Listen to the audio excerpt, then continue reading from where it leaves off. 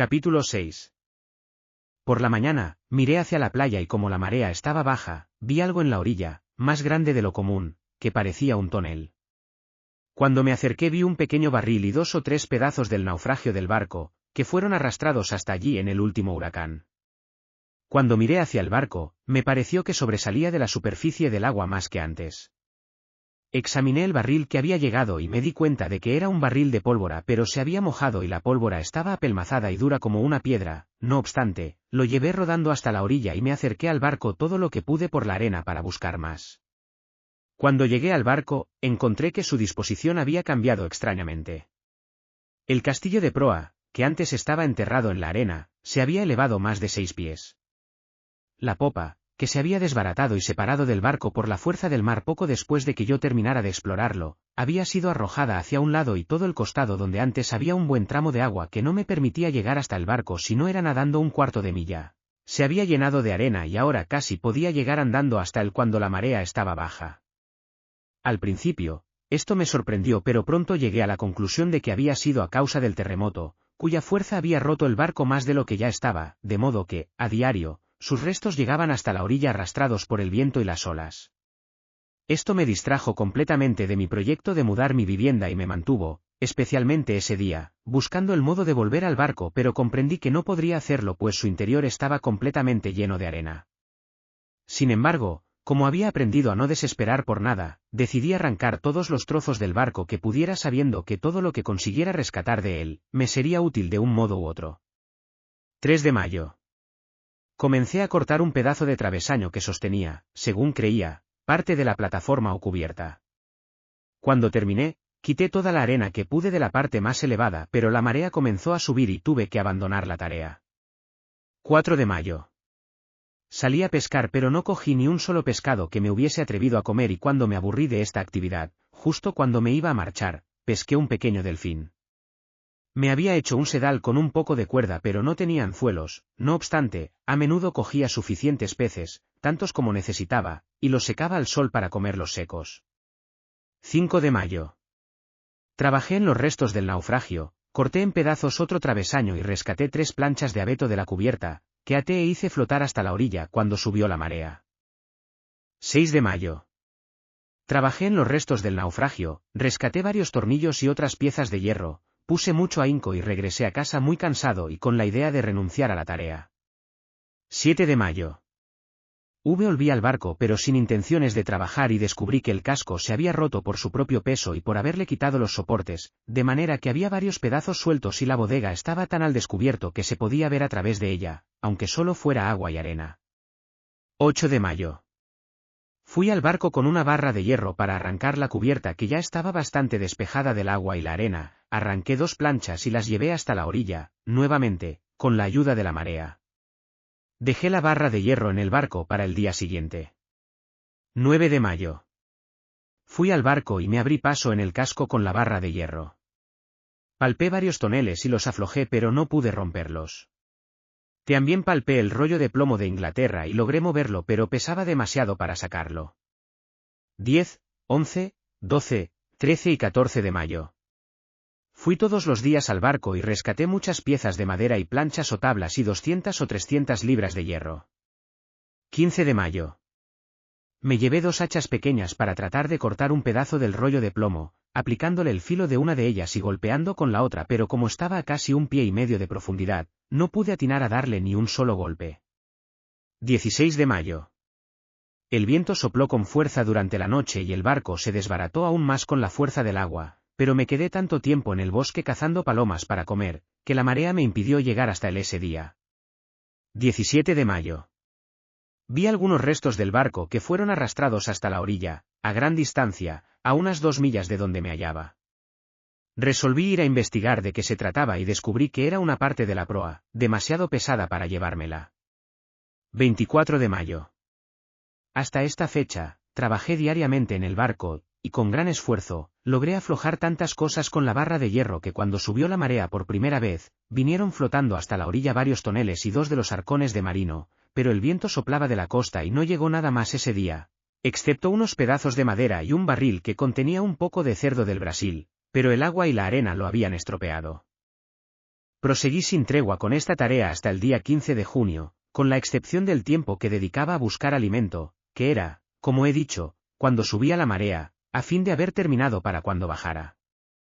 Para esta fecha había reunido suficientes maderas, tablones y hierros para construir un buen bote, si hubiera sabido cómo. También logré reunir, por partes y en varios viajes, hasta 100 libras en láminas de plomo. 16 de junio. Al bajar a la playa, encontré una gran tortuga. Era la primera que veía, lo cual se debía a mi mala suerte y no a un defecto del lugar ni a la escasez de estos animales, ya que si me hubiera encontrado en la otra parte de la isla, habría visto cientos de ellas todos los días, como descubrí posteriormente, pero, tal vez, me habrían salido demasiado caras. 17 de junio. Me dediqué a cocinar la tortuga y encontré dentro de ella 3 veintenas de huevos y, en aquel momento, su carne me parecía la más sabrosa y gustosa que había probado en mi vida, pues no había comido más que cabras y aves desde mi llegada a este horrible lugar. 18 de junio. Llovió todo el día y no salí. Me dio la impresión de que la lluvia estaba fría y me sentía un poco resfriado, cosa muy rara en aquellas latitudes. 19 de junio. Estuve muy enfermo y tiritando como si hiciese mucho frío. 20 de junio. No pude descansar en toda la noche, fuertes dolores de cabeza y fiebre. 21 de junio. Estuve muy enfermo y asustado de muerte ante mi triste condición de estar enfermo y sin ayuda. Recé a Dios, por primera vez desde la tormenta, pero no sabía lo que decía ni por qué. Mis pensamientos eran confusos.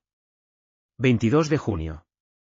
Un poco mejor pero con un gran temor a la enfermedad. 23 de junio. Muy mal otra vez, escalofríos y luego un terrible dolor de cabeza.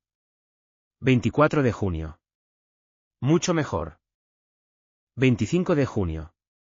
Fiebre muy alta, el acceso duró 7 horas, ataques de frío y calor seguidos de sudores y mareos. 26 de junio. Mejor. Como no tenía nada que comer, tomé mi escopeta pero me hallé demasiado débil. No obstante, maté una cabra hembra y con mucha dificultad la traje a casa. Asé un poco y comí. Me habría encantado hervirla y hacer un poco de caldo pero no tenía olla. 27 de junio. Me dio tanta fiebre que me quedé todo el día en cama y no pude comer ni beber nada.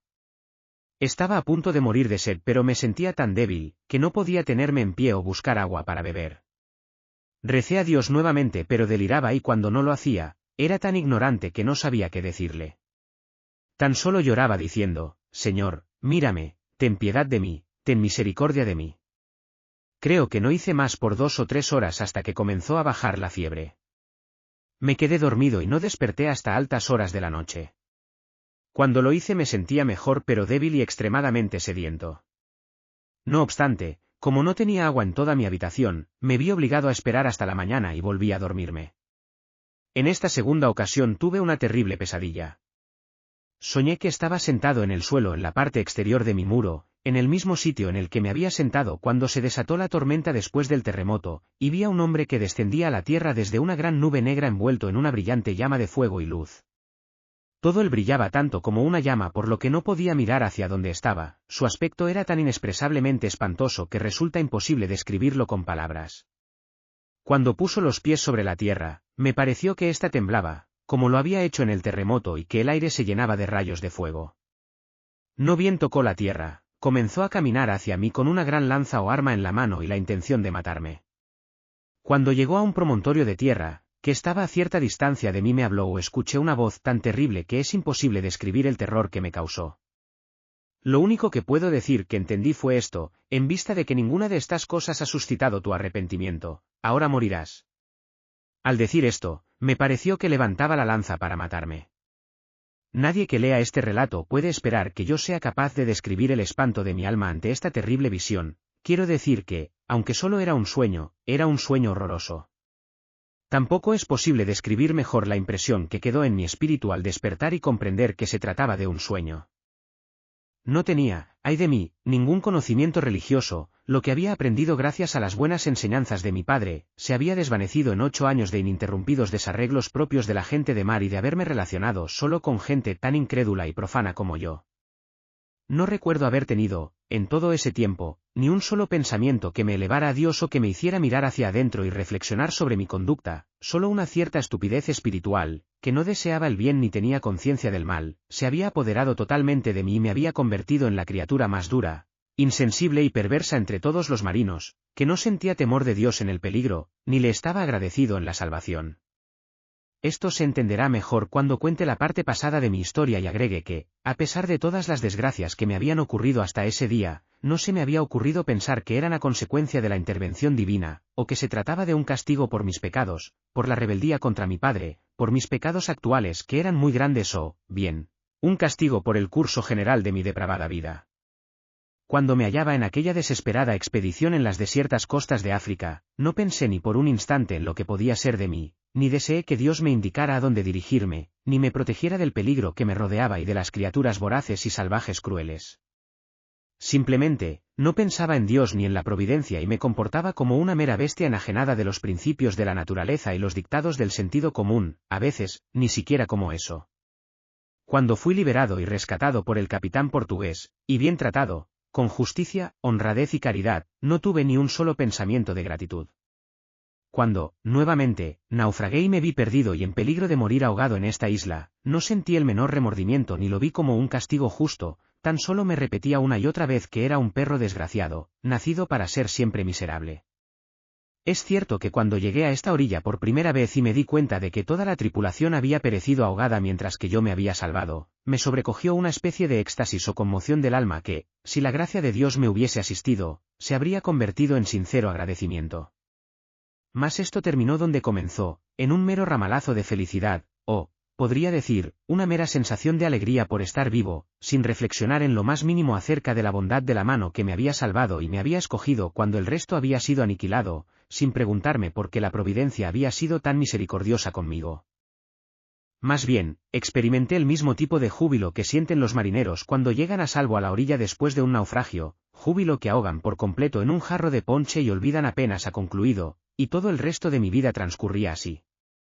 Incluso, después, cuando me hice consciente de mi situación, de cómo había llegado a este horrible lugar, lejos de cualquier contacto humano, sin esperanza de alivio ni perspectiva de redención, tan pronto como vi que tenía posibilidad de sobrevivir y que no me moriría de hambre, olvidé todas mis aflicciones y comencé a sentirme tranquilo.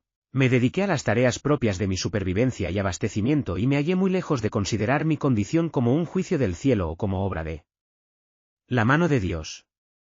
La germinación del maíz, a la que hice referencia en mi diario, al principio me afectó un poco y luego comenzó a afectarme seriamente por tanto tiempo, que creí ver algo milagroso en ello.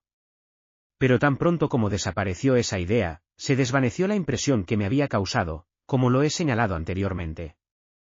Ocurrió lo mismo con el terremoto, aunque nada podía ser más terrible en la naturaleza ni revelar más claramente el poder invisible que gobierna sobre este tipo de cosas. Apenas pasó el temor inicial, también cesó la impresión que me había causado. No tenía más conciencia de Dios o de su juicio, ni de que mis desgracias fueran obra de su mano, que si hubiera estado en la situación más próspera del mundo. Pero ahora que estaba enfermo y las miserias de la muerte desfilaban lentamente ante mis ojos, cuando mis fuerzas sucumbían bajo el peso de una fuerte debilidad y estaba extenuado por la fiebre, mi conciencia, durante tanto tiempo dormida, comenzó a despertar y yo empecé a reprocharme mi vida pasada, pues, evidentemente, mi perversidad había provocado que la justicia de Dios cayera tan violentamente sobre mí y me castigara tan vengativamente. Estos pensamientos me atormentaron durante el segundo y el tercer día de mi enfermedad, y en el furor de la fiebre y las terribles recriminaciones de mi conciencia, musité unas palabras que parecían una plegaria a Dios, aunque no sé si el origen de la oración era la necesidad o la esperanza.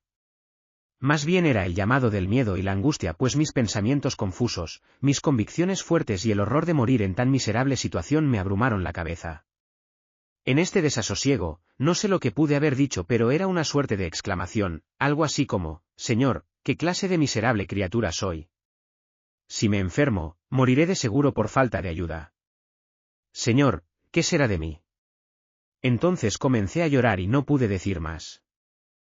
En este intervalo, recordé los buenos consejos de mi padre y su predicción, que mencioné al principio de esta historia, que si daba ese paso insensato, Dios me negaría su bendición y luego tendría tiempo para pensar en las consecuencias de haber desatendido sus consejos, cuando nadie pudiese ayudarme. Ahora, decía en voz alta, se han cumplido las palabras de mi querido padre, la justicia de Dios ha caído sobre mí y no tengo a nadie que pueda ayudarme o escucharme.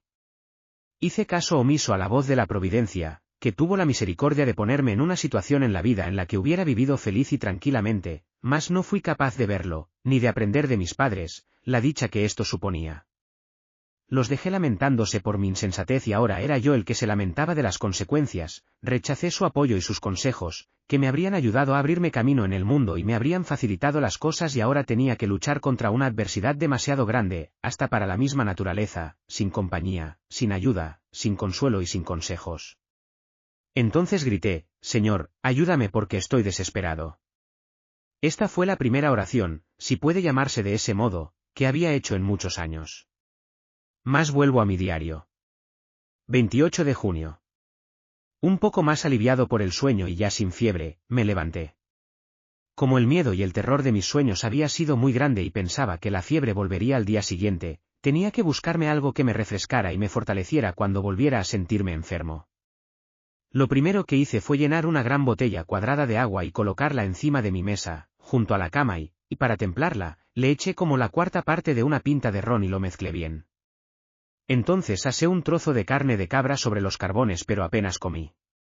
Caminé un poco pero me sentía muy débil, triste y acongojado por mi desgraciada condición y temía que el malestar volviese al día siguiente.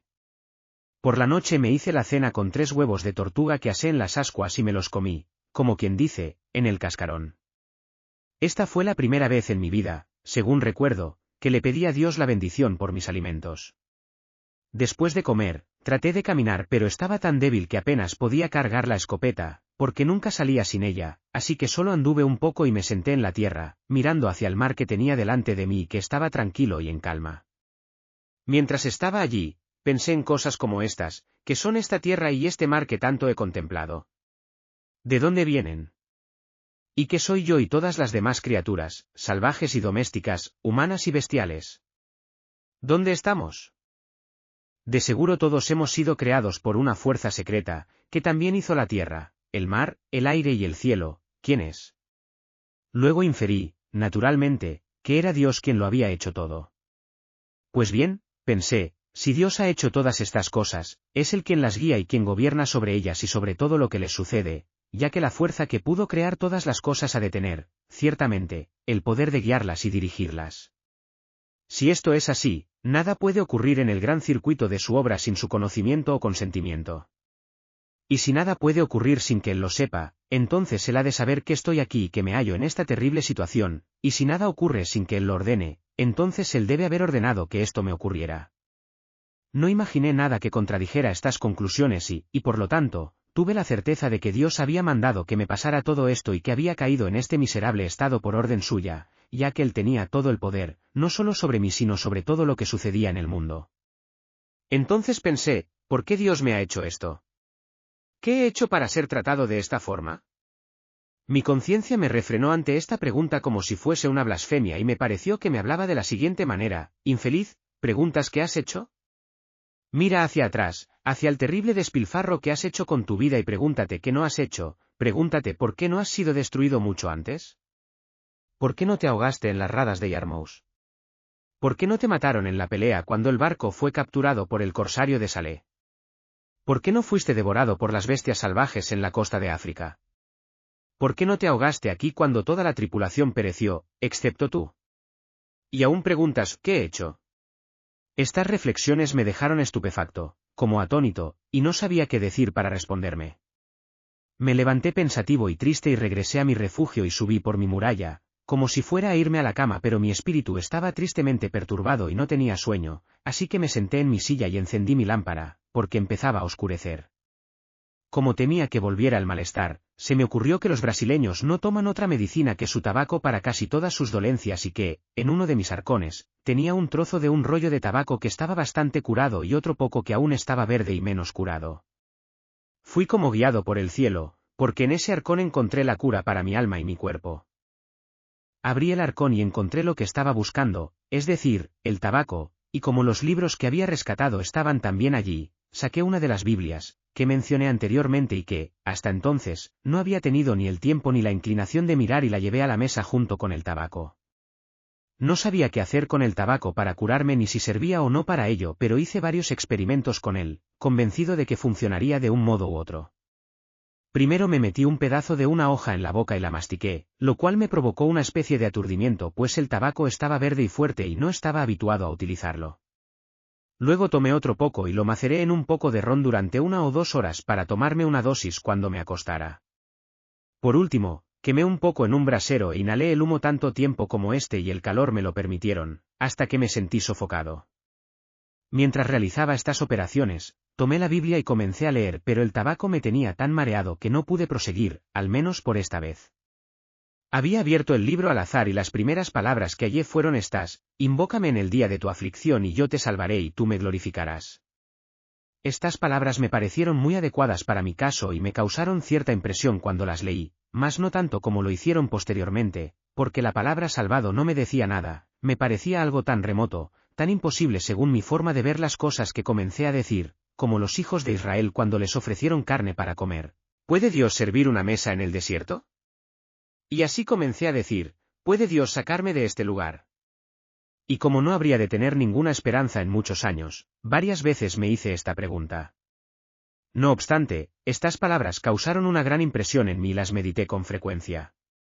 Se hacía tarde y el tabaco, como he dicho, me había aturdido tanto que sentí deseos de dormir, de modo que dejé mi lámpara encendida en la cueva, por si necesitaba algo durante la noche, y me metí en la cama. Pero, antes de acostarme, hice algo que no había hecho en toda mi vida: me arrodillé y le rogué a Dios que cumpliera su promesa y me salvara si yo acudía a Él en el día de mi aflicción. Una vez concluida mi torpe e imperfecta plegaria, bebí el ron en el que había macerado el tabaco, que estaba tan fuerte y tan cargado, que casi no podía tragarlo, y acto seguido, me metí en la cama.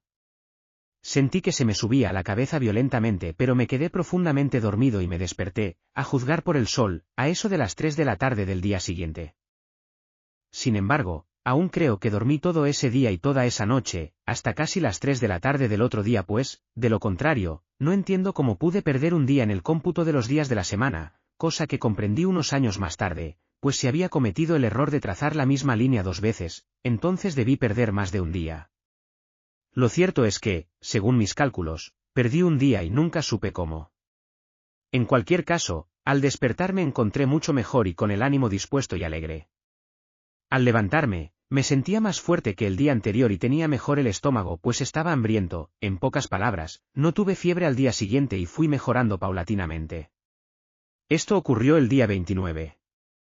El 30 fue un buen día y salí con la escopeta, aunque no me alejé demasiado. Maté un par de aves marinas, que parecían gansos, y las traje a casa, pero no tenía muchas ganas de comerlas, así que solo comí unos cuantos huevos de tortuga, que estaban muy buenos. Esa noche, renové el tratamiento al que le atribuí mi mejoría del día anterior, es decir, el tabaco macerado en ron, solo que no tomé tanta cantidad como la primera vez, ni mastiqué ninguna hoja, ni inhalé el humo. No obstante, al día siguiente, que era el 1 de julio, no me sentí tan bien como esperaba y tuve algunos amagos de escalofríos, aunque no demasiado graves. 2 de julio. Repetí el tratamiento de las 3 formas y me las administré como la primera vez. Tomé el doble del brebaje. La fiebre pasó definitivamente, aunque no recuperé todas mis fuerzas en varias semanas. Mientras reunía energías, pensé mucho en la frase te salvaré y la imposibilidad de mi salvación me impedía cultivar esperanza alguna. Pero, mientras me desanimaba con estos pensamientos, se me ocurrió que pensaba tanto en la liberación de mi mayor aflicción que no estaba viendo el favor que había recibido y comencé a hacerme las siguientes preguntas: ¿no he sido liberado, además, milagrosamente, de la enfermedad y de la situación más desesperada que puede haber y que tanto me asustaba? ¿Me he dado cuenta de esto? ¿He pagado mi parte? Dios me ha salvado, pero yo no lo he glorificado, es decir, no me siento en deuda ni agradecido por esta salvación. ¿Cómo puedo esperar una salvación mayor? Esto me conmovió el corazón e inmediatamente me arrodillé y le di gracias a Dios en voz alta por haberme salvado de la enfermedad. 4 de julio. Por la mañana cogí la Biblia, y comenzando por el Nuevo Testamento, me apliqué seriamente a su lectura. Me impuse leerla un rato todas las mañanas y todas las noches, sin obligarme a cubrir un número de capítulos específicos, sino obedeciendo al interés que me despertara la lectura. Al poco tiempo de observar esta práctica, sentí que mi corazón estaba más profunda y sinceramente contrito por la perversidad de mi vida pasada. Reviví la impresión que me había causado el sueño y las palabras "ninguna de estas cosas ha suscitado tu arrepentimiento" resonaban fuertemente en mis pensamientos. Estaba rogándole fervorosamente a Dios que me concediera el arrepentimiento cuando, providencialmente, ese mismo día, mientras leía las Escrituras me topé con las siguientes palabras: Él es exaltado como príncipe y salvador para dar el arrepentimiento y el perdón. Solté el libro y elevando mi corazón y mis manos, en una especie de éxtasis, exclamando: Jesús, Hijo de David, Jesús, tú que eres glorificado como príncipe y salvador, concédeme el arrepentimiento y el perdón. Podría decir que era la primera vez en mi vida que rezaba en el verdadero sentido de la palabra, pues lo hacía con plena conciencia de mi situación y con una esperanza, como la que se describe en las Escrituras, fundada en el aliento de la palabra de Dios. Desde este momento, puedo decir que comencé a confiar en que Dios me escucharía. Ahora empezaba a comprender las palabras mencionadas anteriormente: invócame y te liberaré, en un sentido diferente al que lo había hecho antes, porque entonces no tenía la menor idea de nada que pudiese llamarse salvación, si no era de la condición de cautiverio en la que me encontraba, pues, si bien estaba libre en este lugar, la isla era una verdadera prisión para mí, en el peor sentido. Mas ahora había aprendido a ver las cosas de otro modo. Ahora miraba hacia mi pasado con tanto horror y mis pecados me parecían tan terribles, que mi alma no le pedía a Dios otra cosa que no fuera la liberación del peso de la culpa que me quitaba el sosiego. En cuanto a mi vida solitaria, ya no me parecía nada, ya no rogaba a Dios que me liberara de ella, ni siquiera pensaba en ello, pues no era tan importante como esto. Y añado lo siguiente para sugerir a quien lo lea que cuando se llega a entender el verdadero sentido de las cosas, el perdón por los pecados es una bendición mayor que la liberación de las aflicciones. Pero dejo esto y regreso a mi diario. Ahora mi vida, si bien no menos miserable que antes, comenzaba a ser más llevadera y puesto que mis pensamientos estaban orientados, por la oración y la constante lectura de las Escrituras, hacia cosas más elevadas, tenía una gran paz interior que no había conocido.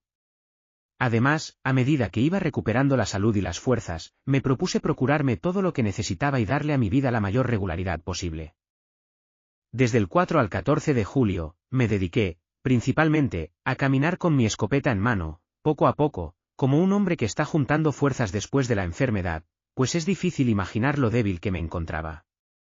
El tratamiento que había utilizado era totalmente nuevo, y tal vez nunca haya servido para curar a nadie de la calentura, ni puedo recomendarlo para que sea puesto en práctica, pero, aunque sirvió para quitarme la fiebre, también me debilitó, pues durante un tiempo seguí padeciendo de frecuentes convulsiones en los nervios y las extremidades. También aprendí que salir durante la estación de lluvias era de lo más pernicioso para mi salud, en especial, cuando las lluvias venían acompañadas de tempestades y huracanes. Como las lluvias de la estación seca siempre venían acompañadas de esas tormentas, eran más peligrosas que las que caían en septiembre y octubre. Hacía más de 10 meses que habitaba en esta desdichada isla y parecía que cualquier posibilidad de salvación de esta condición me hubiera sido totalmente negada. Además, estaba convencido de que ningún ser humano había puesto un pie en este lugar. Ya me había asegurado perfectamente la habitación y ahora tenía grandes deseos de explorar la isla más a fondo para ver qué cosas podía encontrar que aún no conocía. El 15 de julio comencé la inspección minuciosa de la isla. Primero me dirigí hacia el río al que, como he dicho, llegué con mis balsas. Descubrí, después de andar río arriba casi 2 millas, que la corriente no aumentaba y que no se trataba más que de una pequeña quebrada, muy fresca y muy buena, mas, por estar en la estación seca, apenas tenía agua en algunas partes, al menos, no la suficiente como para que se formara una corriente perceptible. A orillas de esta quebrada encontré muchas sabanas o praderas placenteras, llanas, lisas y cubiertas de hierba. En la parte más elevada, próxima a las tierras altas, que el agua, al parecer, nunca inundaba, encontré gran cantidad de tabaco verde que crecía en tallos fuertes y robustos. Había muchas otras plantas que no conocía y que, tal vez, tenían propiedades que no era capaz de descubrir. Busqué raíz de yuca, con la que los indios de esta región hacen su pan, pero no encontré ninguna. Vi enormes plantas de áloe, pero no sabía lo que eran, y varias cañas de azúcar que crecían silvestres e imperfectas a falta de cultivo. Me contenté con estos descubrimientos por esta vez y regresé pensando cómo hacer para conocer las virtudes y bondades de los frutos o plantas que fuera descubriendo, pero no llegué a ninguna conclusión, pues, fue tan poco lo que observé cuando estaba en Brasil, que era escaso lo que sabía de las plantas silvestres, al menos muy poco que me sirviera en este momento. Al día siguiente, el 16, subí por el mismo camino, y después de haber avanzado un poco más que el día anterior, descubrí que el río y la pradera terminaban y comenzaba un bosque. Aquí encontré diferentes frutas, en especial una gran cantidad de melones en el suelo y de uvas en los árboles. Las viñas se habían extendido sobre los árboles y los racimos de uvas estaban en su punto de maduración y sabor. Este sorprendente descubrimiento me llenó de alegría, pero la experiencia me advirtió que las comiera con moderación pues, según recordaba, cuando estuve en Berbería, muchos de los ingleses que estaban allí como esclavos, murieron a causa de las uvas, que les provocaron fiebre y disentería. No obstante, descubrí que si las curaba y secaba al sol y las conservaba como se suelen conservar las uvas secas o pasas, serían, como en efecto ocurrió, un alimento agradable y sano cuando no hubiera uvas. Pasé allí toda la tarde y no regresé a mi habitación. Esta fue, dicho sea de paso, la primera noche que pasé fuera de casa. Al anochecer tomé mi antigua precaución y me subí a un árbol donde dormí bien, y a la mañana siguiente, proseguí mi exploración. Caminé casi 4 millas hacia el norte, según pude juzgar por la longitud del valle, con una cadena de montañas por el sur y otra por el norte. Al final de esta caminata, llegué a un claro donde el terreno parecía descender hacia el oeste y donde había un pequeño manantial de agua dulce que brotaba de la ladera de una colina cercana hacia el este. La tierra parecía tan fresca, verde y floreciente y todo tenía un aspecto tan primaveral que semejaba un jardín cultivado. Descendí un trecho por el costado de ese delicioso valle, observándolo con una especie de secreto placer, aunque mezclado con otras reflexiones dolorosas, al pensar que todo aquello era mío, que era el rey y señor irrevocable de todo este lugar, sobre el que tenía pleno derecho de posesión, y que si hubiera podido transmitirlo, sería un bien hereditario tan sólido como el de cualquier señor de Inglaterra. Vi muchos árboles de cacao, naranjos, limoneros y cidros, todos silvestres y con poca o ninguna fruta, al menos en ese momento. Sin embargo, recogí unas limas que, no solo estaban sabrosas sino que eran muy saludables. Más tarde mezclé su zumo con agua y obtuve una bebida muy sana y refrescante.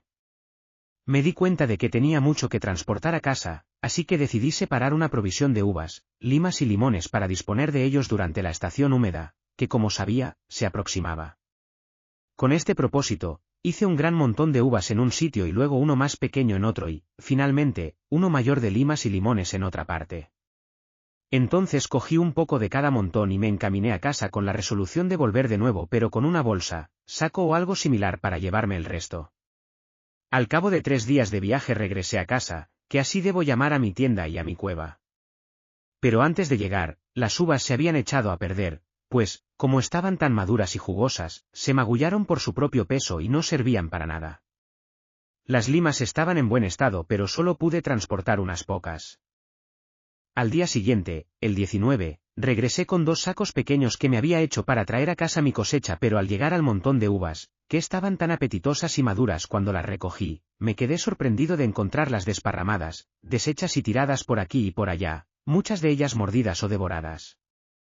Deduje que algún animal salvaje había hecho esto pero no sabía cuál. Sin embargo, cuando descubrí que no podía amontonarlas ni llevarlas en un saco porque de una forma se destruirían y de la otra se aplastarían por su propio peso, tomé otra decisión, colgué de las ramas de los árboles una gran cantidad de racimos de uvas para que se curaran y secaran al sol y me llevé tantas limas y limones como pude.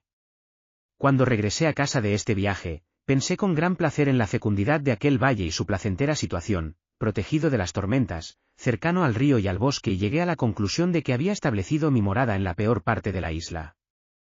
En consecuencia, empecé a considerar la idea de mudar mi habitación y buscar un lugar, tan seguro como el que tenía, situado, preferiblemente, en aquella parte fértil y placentera de la isla. Esta idea me rondó la cabeza por mucho tiempo pues sentía una gran atracción por ese lugar, cuyo encanto me tentaba. Pero cuando lo pensé más detenidamente, me di cuenta de que ahora estaba cerca del mar, donde al menos había una posibilidad de que me ocurriera algo favorable y que el mismo destino cruel que me había llevado hasta aquí, trajera a otros náufragos desgraciados. Aunque era poco probable que algo así ocurriera, recluirme entre las montañas o en los bosques del centro de la isla, era asegurarme el cautiverio y hacer que un hecho poco probable se volviera imposible. Por lo tanto, decidí que no me mudaría bajo ningún concepto.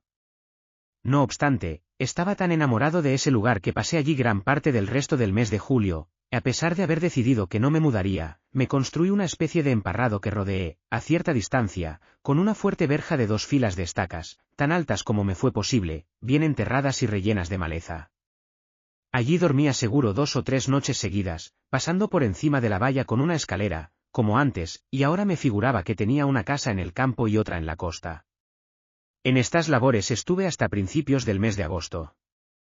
Acababa de terminar mi valla y comenzaba a disfrutar de la labor realizada, cuando vinieron las lluvias y me forzaron a quedarme en mi primera vivienda, pues aunque me había hecho una tienda como la otra, con un pedazo de vela bien extendido, no tenía la protección de la montaña en caso de tormenta, ni una cueva, donde podía refugiarme si llovía excesivamente. A principios de agosto, como he mencionado, había terminado mi emparrado y comenzaba a sentirme a gusto. El tercer día de agosto, vi que las uvas que había colgado estaban perfectamente secas y, de hecho, eran excelentes pasas, así que empecé a descolgarlas. Esto fue una verdadera fortuna pues las lluvias que cayeron las habrían estropeado y, de ese modo, habría perdido lo mejor de mi alimento invernal, ya que tenía más de 200 racimos.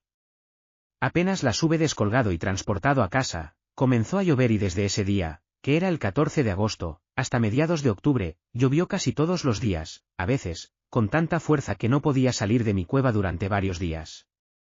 En este tiempo tuve la sorpresa de ver aumentada mi familia. Estaba preocupado por la desaparición de una de mis gatas que, supuse, se había escapado o había muerto, pues no volví a saber de ella, cuando, para mi asombro, regresó a casa a finales de agosto con 3 gatitos. Esto me pareció muy extraño pues, aunque había matado un gato salvaje con mi escopeta, creía que eran de una especie muy distinta a nuestros gatos europeos. Sin embargo, los gatitos eran iguales a los gatos domésticos, más como los 2 que yo tenía eran hembras, todo el asunto me pareció muy raro. Más tarde, de estos 3 gatos salió una auténtica plaga de gatos, por lo que me vi forzado a matarlos como si fueran sabandijas o alimañas y a llevarlos tan lejos de casa como me fuera posible. Desde el 14 de agosto hasta el 26 llovió incesantemente, de modo que no pude salir pero, esta vez, me cuidé muy bien de la humedad. Durante este encierro, mis víveres comenzaron a mermar por lo que tuve que salir 2 veces. La primera vez, maté una cabra y la segunda, que fue el 26, encontré una gran tortuga, lo cual fue una auténtica fiesta. De este modo regularicé mis comidas, comía un racimo de uvas en el desayuno, un trozo de carne de cabra o tortuga asada en el almuerzo, pues, para mi desgracia no tenía vasijas para hervirla o guisarla, y 2 o 3 huevos de tortuga para la cena. Durante esta reclusión a causa de la lluvia, trabajaba 2 o 3 horas diarias en la ampliación de mi cueva. Gradualmente, la fui profundizando en una dirección hasta llegar al exterior, donde hice una puerta por la que pudiera entrar y salir. Sin embargo, no me sentía cómodo estando tan al descubierto ya que antes estaba perfectamente encerrado, mientras que ahora me hallaba expuesto a cualquier ataque, aunque, en realidad, no había visto ninguna criatura viviente que pudiese atemorizarme puesto que los animales más grandes que había en la isla eran las cabras. 30 de septiembre. Este día se celebraba el desgraciado aniversario de mi llegada. Conté las marcas de mi poste y constaté que llevaba 365 días en la isla. Guardé una solemne abstinencia todo el día, que dediqué a hacer ejercicios religiosos. Me postré humildemente y confesé a Dios todos mis pecados, reconociendo su justicia y rogándole que tuviera misericordia de mí en el nombre de Jesucristo. No probé ningún alimento durante 12 horas, hasta que se puso el sol. Entonces comí una galleta y un racimo de uvas y me acosté, terminando el día como lo había comenzado. Hasta ese momento no había celebrado los domingos ya que, al principio, carecía de sentimientos religiosos. Al cabo de un tiempo, había dejado de hacer una marca más larga los domingos para diferenciar las semanas, de manera que no sabía en qué día vivía. Pero ahora, después de haber contado los días, como he dicho, y de haber comprobado que había pasado un año, lo dividí en semanas, señalando cada 7 días el domingo. Al final, me di cuenta de que había perdido 1 o 2 días en mis cómputos. Poco tiempo después, mi tinta comenzó a escasear, así que me limité a usarla con mucho cuidado y no escribía sino los acontecimientos más importantes de mi vida, abandonando el recuento diario de otras menudencias. Comencé a observar los cambios de estación y aprendí a prever el paso de la estación seca a la húmeda, a fin de abastecerme adecuadamente. Más tuve que pagar muy cara mi experiencia pues lo que voy a relatar, fue uno de los acontecimientos más desalentadores que me ocurrieron en toda la vida. Anteriormente, he dicho que guardé algunas de las espigas de cebada y de arroz, que tan milagrosamente habían brotado. Tenía como 30 espigas de arroz y 20 de cebada y pensé que, pasadas las lluvias, era el mejor momento para sembrarlas pues el sol estaba más hacia el sur respecto de mí. Preparé un trozo de tierra lo mejor que pude con mi pala de madera, lo dividí en 2 partes y sembré las semillas, pero, mientras lo hacía, se me ocurrió que no debía sembrarlas todas la primera vez, ya que no sabía cuál era el mejor momento para hacerlo. De este modo, sembré 2/3 partes de las semillas y guardé un puñado de cada una. Más tarde, me alegré de haberlo hecho así, pues ni uno solo de los granos que sembré produjo nada, puesto que se aproximaba la estación seca, y no volvió a llover después de la siembra. Por tanto, la tierra no tenía humedad para que las semillas germinaran, y no lo hicieron hasta que volvieron las lluvias, entonces germinaron como si estuviesen recién sembradas. Cuando me di cuenta de que las semillas no germinaban, pude intuir fácilmente que era a causa de la sequía, de modo que busqué un terreno más húmedo para hacer otro experimento.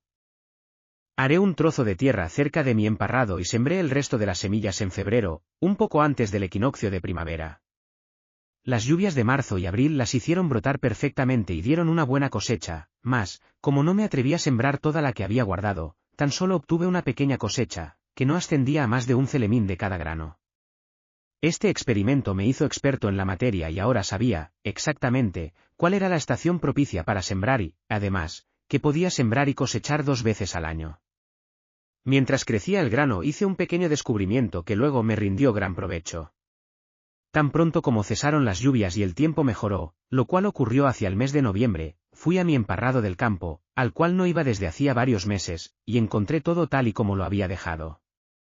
El cerco o doble empalizada que había construido estaba completo y fuerte y de algunos troncos habían brotado ramas largas, como las de un sauce llorón, al año siguiente de la poda, pero no sabía de qué árbol había cortado las estacas.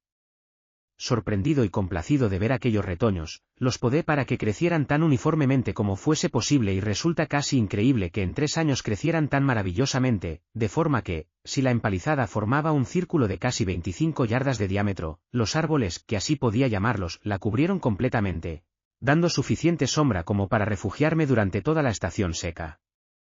Decidí entonces cortar otras estacas para hacer una empalizada como esta alrededor de mi muro, me refiero al de mi primera vivienda, y así lo hice. Coloqué los árboles o troncos en doble fila, a unas 8 yardas de mi primer muro y crecieron en poco tiempo, formando, al principio, un buen techado para mi morada y, luego, una buena defensa, como se verá en su momento.